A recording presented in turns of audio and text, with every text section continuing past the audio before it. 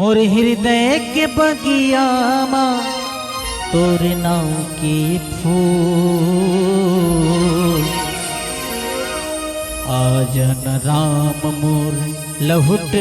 अवधपुर आजन राम मोर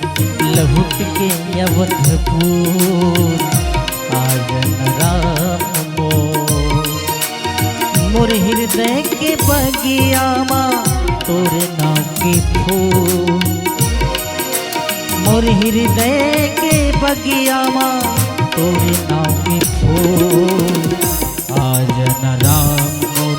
लहुट के अवधपुर आजन राम आजन राम लहुट के अवधपुर आजन राम।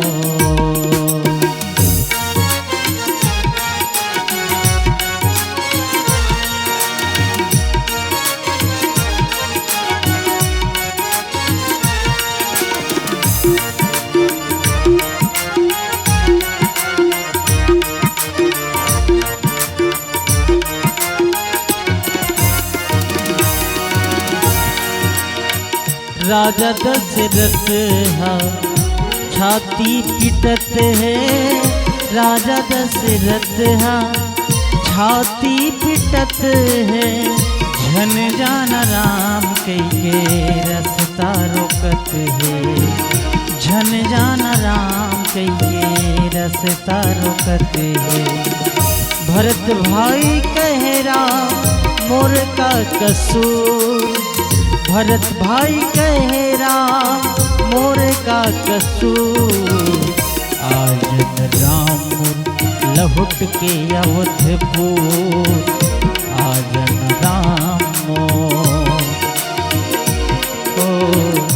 आजन राम लहुट के अवधपुर आजन राम।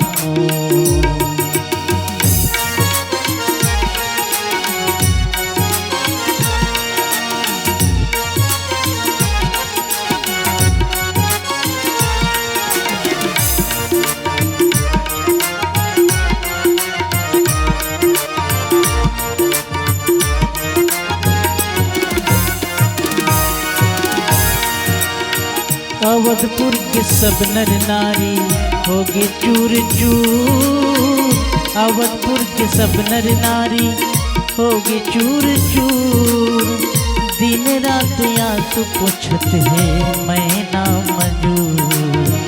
दिन रात आंसू पूछत है मैं ना मजूर का होगे तोलारा होगे मुरली दूर का होगे तोलारा होगे मुरली दूर आजन राम मोर लहुट के अवधपुर आजन राम आजन राम मोर लहुट के अवधपुर आजन राम मोर हृदय के बगिया माँ तोर नाव की फूल मोर हृदय के बगिया माँ तोर नाव की फूल